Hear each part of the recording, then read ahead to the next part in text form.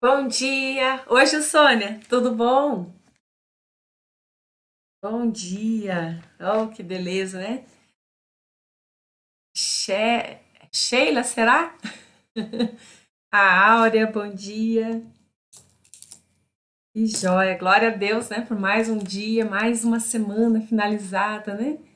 Louvado seja Deus que a gente tenha avançado nessa semana. Tudo aquilo que Deus preparou para nós, tudo aquilo que vai em direção ao nosso propósito, porque são grandes coisas, né? Aquilo que Deus coloca no nosso coração e a gente precisa dar um passo por vez, um dia de cada vez, né? Como Jesus falou, cabe a cada dia o seu mal. A gente tem que se preocupar com o dia de hoje, né? O dia mais importante da nossa vida é o dia de hoje. Oi, Ana Paula, tudo bom? Bom dia. Que joia, que joia. Hoje vamos ver se a gente lê um pouquinho de Efésios, né? Essa semana foi bem pouquinho que a gente leu.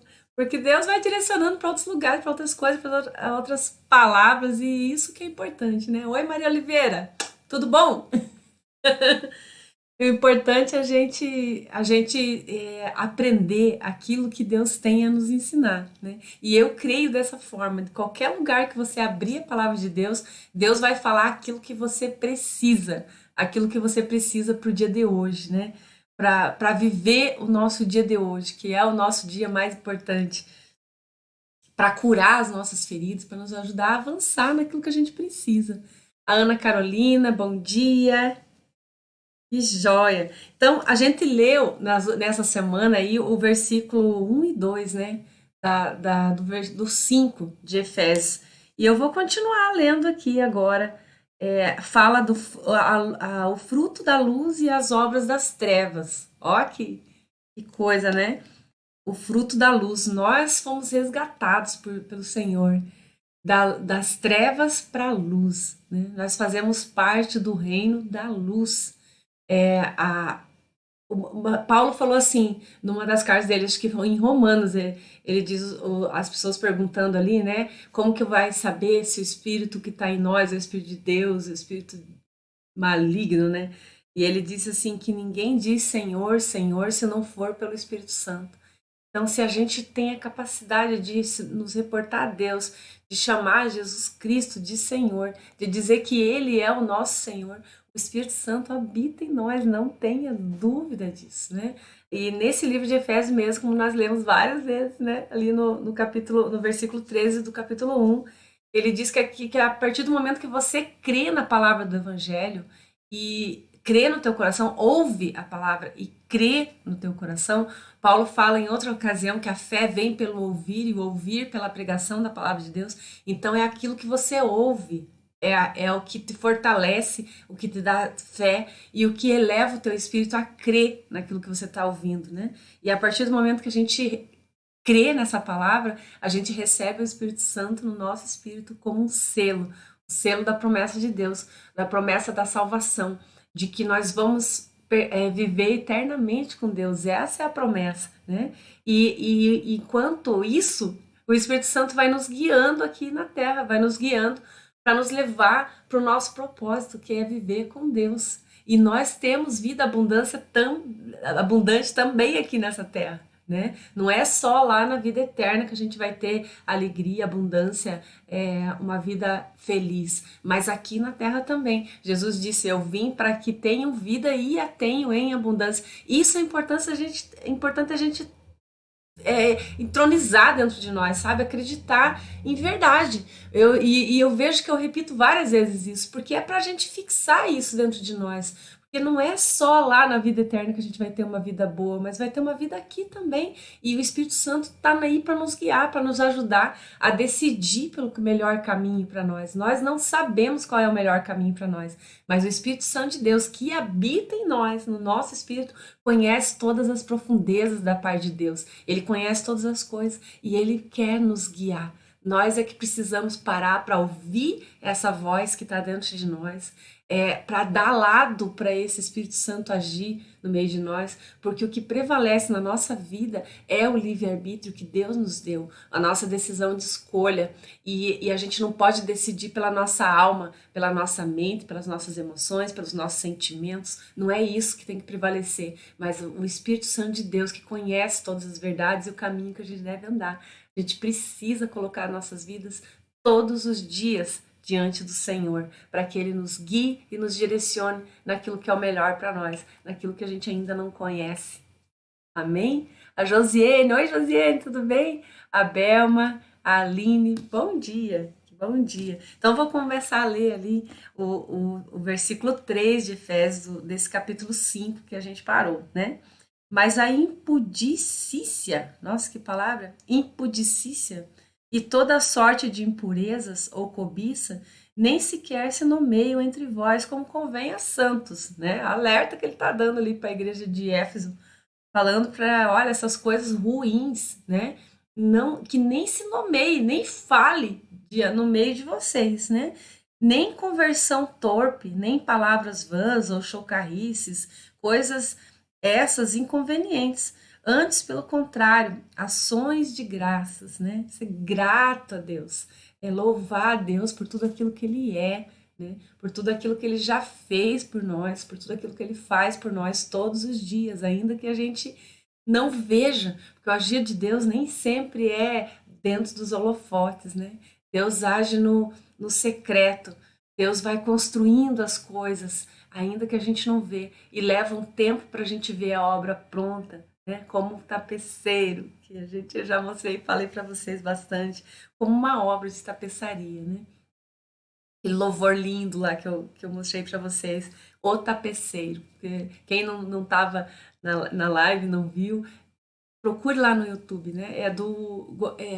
Eu não lembro o nome do rapaz, é Gonçalves, não sei o que é Gonçalves o nome. Aí você colocar lá o tapeceiro, vai aparecer esse louvor lindíssimo, né? Que fala que a obra de Deus é como uma obra de tapeçaria.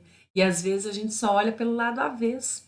E às vezes e só ele conhece o risco, só ele sabe que desenho que vai se formar de tudo aquilo, qual que é o fim de todas aquelas coisas. E a gente precisa confiar a nossa vida na mão do Senhor, né?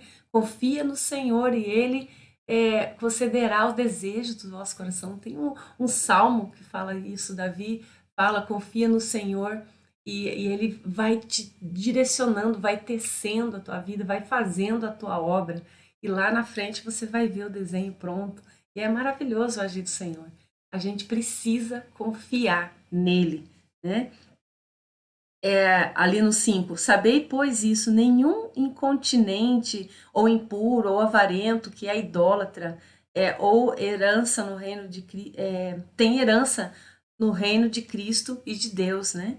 Olha que interessante, ele falou assim, nenhum impuro ou avarento, que é idólatra, né? Está dizendo que a pessoa que é avarento, ela é idólatra.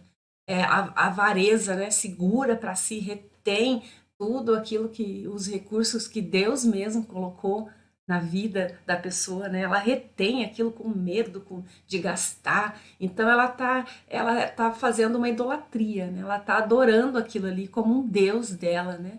O dinheiro ele não pode ser o nosso Deus, nada na nossa vida, nem a nossa profissão, nem nada. A gente precisa adorar a Deus sobre todas as coisas. Esse é o primeiro mandamento. Amar a Deus sobre todas as coisas, não amar o dinheiro, amar outras coisas no lugar dele, né? Quando a gente retém tudo aquilo que Deus está te dando com medo, né, de gastar, com avareza, deixando faltar coisas que você precisa por medo de gastar. Isso é uma idolatria, você está colocando a tua fé naqueles recursos ali que você está guardando, né? E a nossa fé tem que estar em Deus.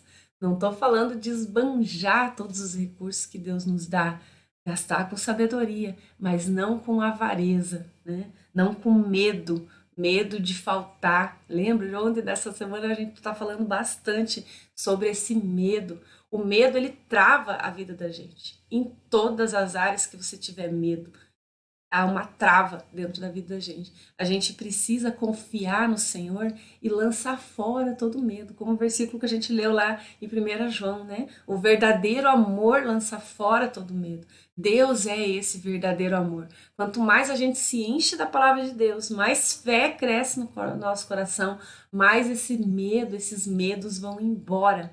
Seja o medo do passado, seja o medo do presente, seja o medo do futuro. Qualquer medo vai embora. Deus cura as nossas feridas e nos ensina a descansar nele. Isso que a gente precisa para ter paz, né? Jesus falou: eu vim para a minha paz eu vos dou, não a paz que o mundo conhece, que é circunstancial, né? O mundo aí fora, né, as circunstâncias que a gente vê, se tá tudo bem, a gente tem paz. Se acontece uma coisinha, pronto, perdeu a paz, né? Já foi embora, já fica chateado, já nada tá bom, já fica emburrado. Então não é assim. A paz que Jesus dá é uma paz perene, uma paz que não vai embora com as circunstâncias, uma paz que te ensina a reinar sobre essas circunstâncias, é estar por cima dos problemas, né? Não é isso que vai tirar a minha paz, porque o meu Deus é muito maior do que o meu problema, é muito maior do que essas coisas que eu estou ouvindo, é muito maior do que essa situação que eu estou passando. Deus é maior do que todos os nossos problemas. Quando a gente tem essa certeza, essa fé dentro de nós, a gente consegue descansar e viver naquela paz que Jesus falou, né? Não a paz que o mundo conhece, mas a paz que vem dele, diretamente dele. Portanto, no 7, né? Não sejais participantes com eles, pois outrora eras trevas, porém agora sois luz no Senhor. Andai como filhos da luz. Oh, glória, né? Que lindo isso. Ele falou assim: antes a gente estava lá em trevas, a gente não conhecia a Deus, a gente andava dentro do egoísmo da nossa alma, porque a nossa alma é egoísta por natureza.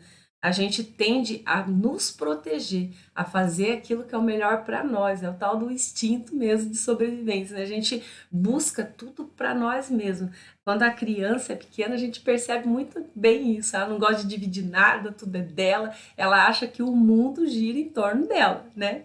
E os bebês têm certeza disso, né? Tudo é ali para ele. Ele acha que é tudo ele, né? Não tá de acordo, abre a boca a chorar, né? E quer tudo naquele momento, tudo ali para ele. E tudo vai girando, a gente vai cuidando, vai girando em torno dele e eles crescem assim, achando que é só eles que existem. A hora que tem a oportunidade de dividir com o próximo, abre um berreiro, né? Não quer, tudo meu, tudo é meu, né? E a gente cresce com essa natureza, né? De que tudo é para nós. E aí vem o mandamento de Deus e fala: amai a Deus sobre todas as coisas, amai ao próximo como a ti mesmo. Então, o segundo mandamento é o amor ao próximo, como a nós mesmos, né? Amar ao próximo. Então, a gente precisa ter uma vida que sirva ao nosso próximo, porque isso dá alegria no nosso coração. Isso dá muita alegria no nosso coração. O servir dá muita alegria no nosso coração. Tem alguns trabalhos, alguns psicólogos que recomendam assistência social para pessoas que estão depressivas. Manda fazer esse trabalho social. Que interessante, né? Por que será? Né? Porque tem alegria no servir. A nossa alma se alegra quando está servindo ao próximo, né? Eu já comentei aqui essa semana desses vídeos que a gente recebe na internet, né? Nesses sites que mostram o lado bom das coisas, né? Tem um perfil que é o lado bom das coisas, também sigo, né? E, e aí eles mostram ali situações de altruísmo, de pessoas que fizeram algo por alguém e aquilo nos emociona. É difícil você ver uma postagem deles que você não se emocione. Porque é isso que alegra o nosso coração. A gente se sente feliz quando um bombeiro salva uma criança de dentro dos escombros que estava ali há 3, 4 dias. Nossa, aquilo te dá uma alegria, porque emociona o nosso coração. Porque aquilo está dentro da nossa essência. Nós viemos para amar o próximo, para servir, para viver numa comunhão mesmo. Deus nos criou para viver em comunhão. Né? Se você for ver assim, pelas características das pessoas, né?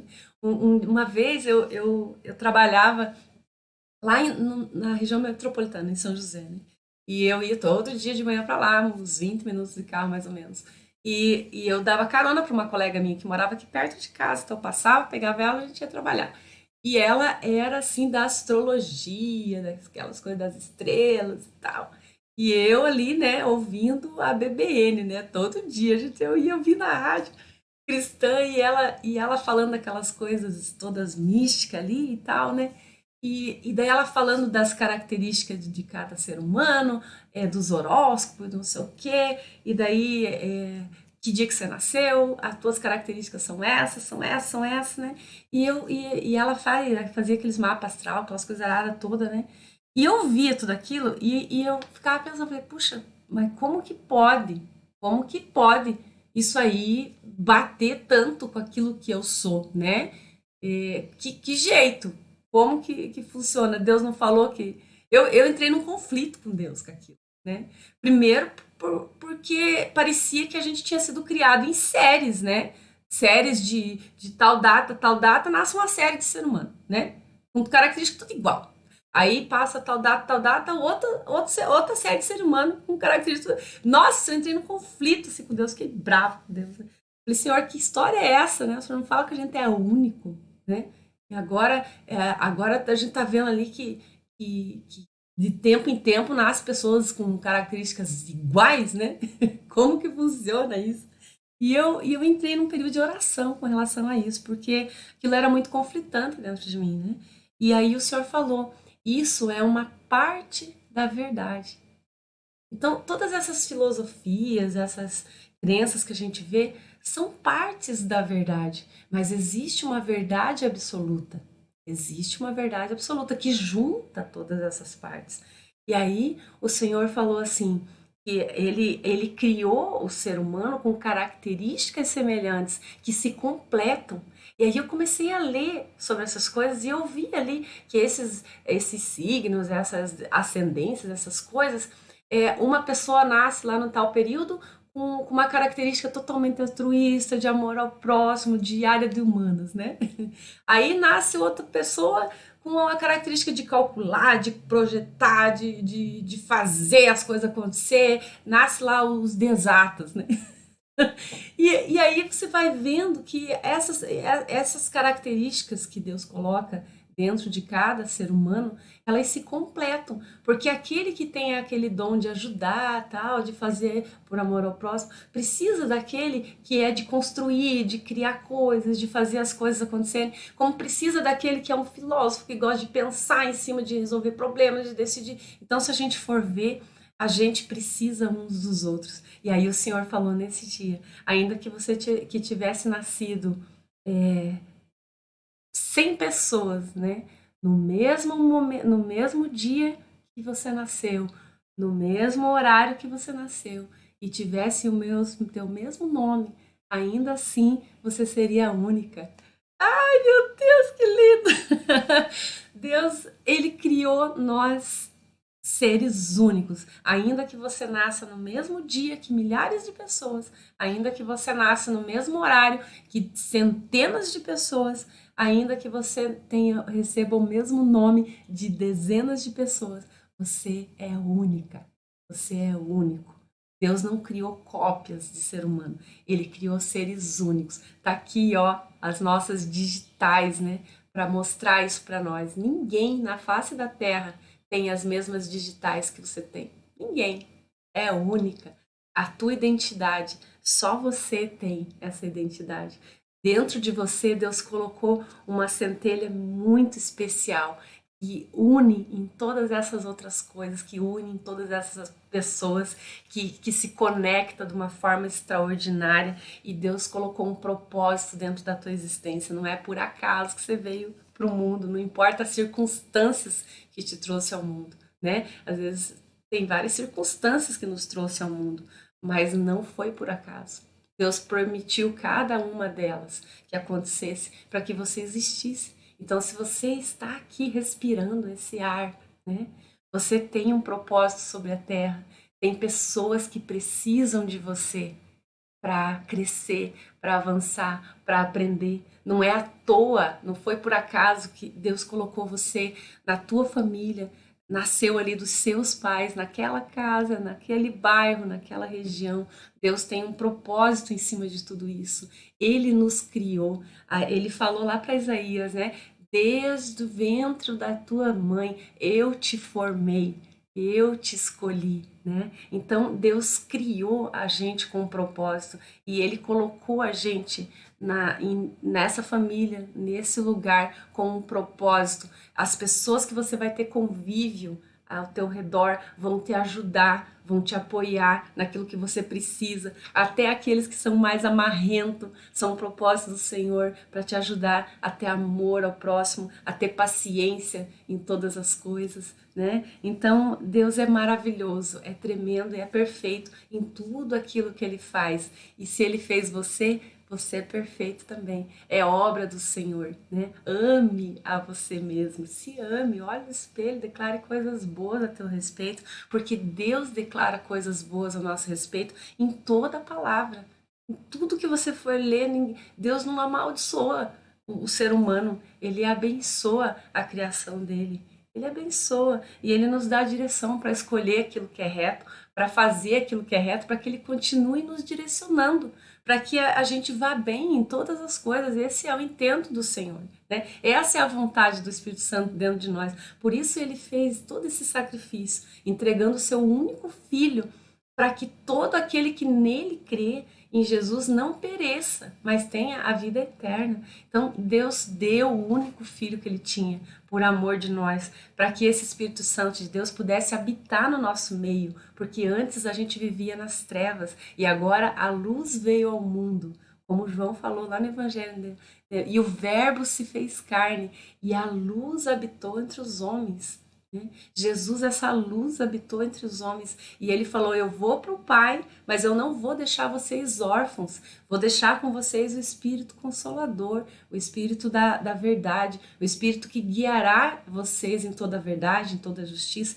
Então, o Espírito Santo de Deus, a partir do sacrifício de Jesus, ele pôde habitar no meio dos homens e ele que nos leva ao arrependimento, ele que nos leva a conhecer a Deus cada dia mais e a gente precisa deixar ele crescer dentro de nós, para que a gente conheça a perfeita vontade de Deus para a nossa vida e ande nessa direção, né? É isso que Deus quer, que a gente ande na direção do nosso propósito, que a gente cumpra aqui na terra tudo aquilo que nos foi dado e nós somos como uma semente que dentro dela tem toda a carga genética, todo o conhecimento, toda a bagagem para se transformar numa árvore e dar frutos, né? E fruto em abundância.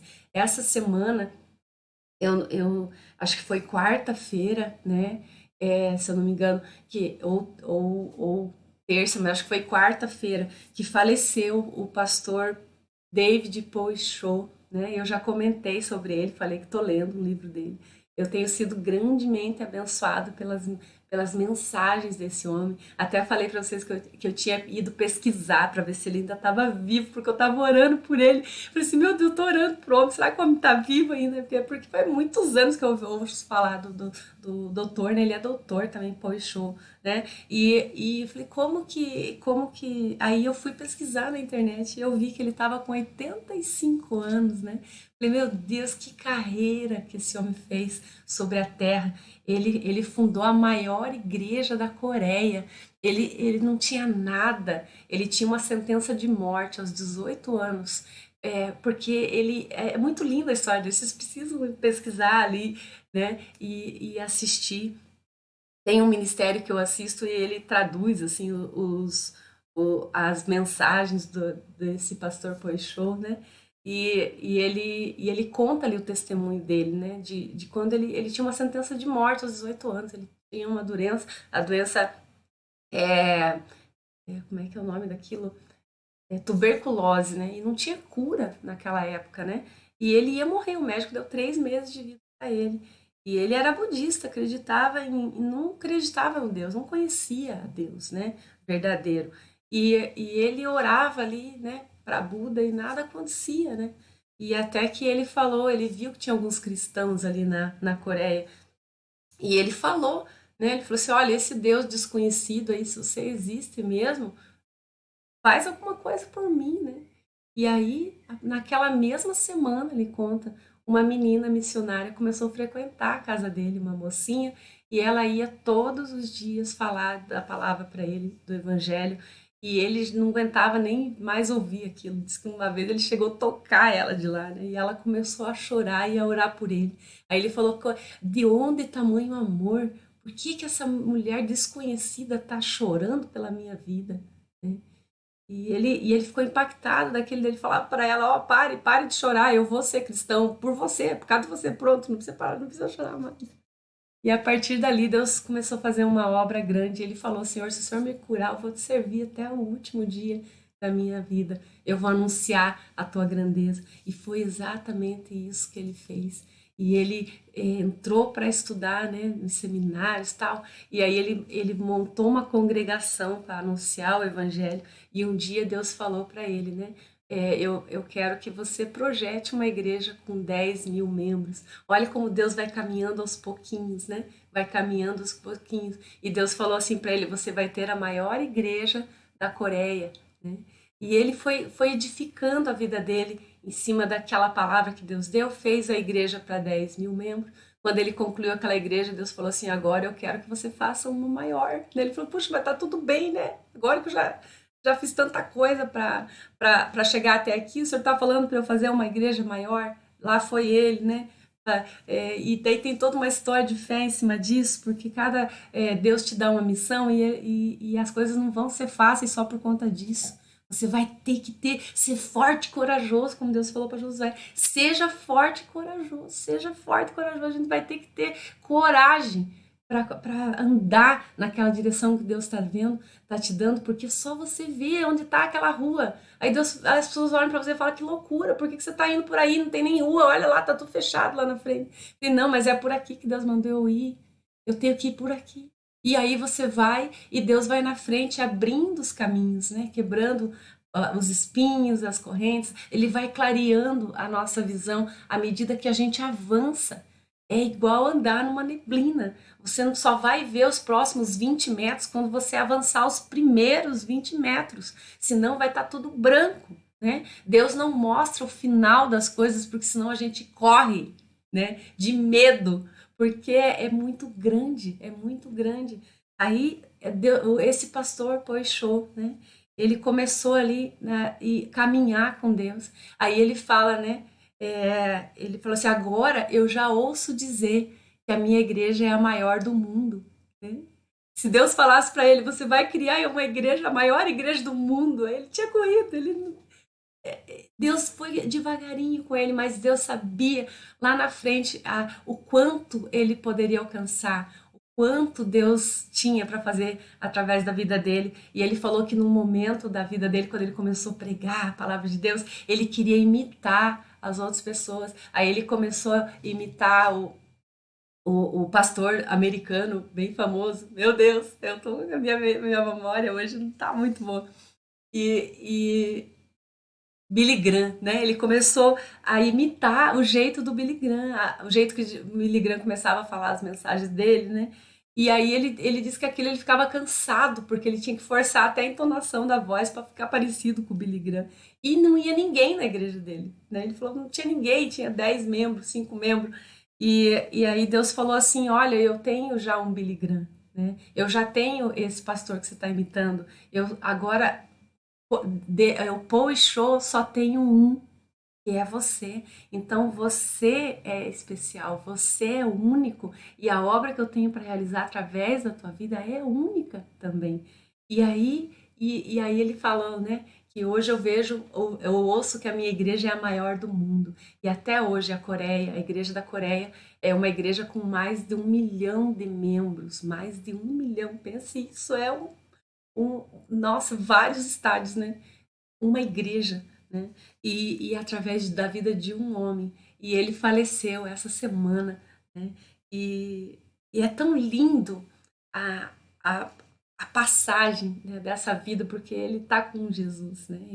ele herdou a vida eterna, ele cumpriu a carreira dele na terra aos 85 anos, ele cumpriu tudo aquilo que Deus projetou ele para ser, né? Ele deixou um legado sobre a terra, ele deixou mensagens que edificaram a minha vida, que vão continuar edificando a vida de outras pessoas, porque a palavra não morre, né?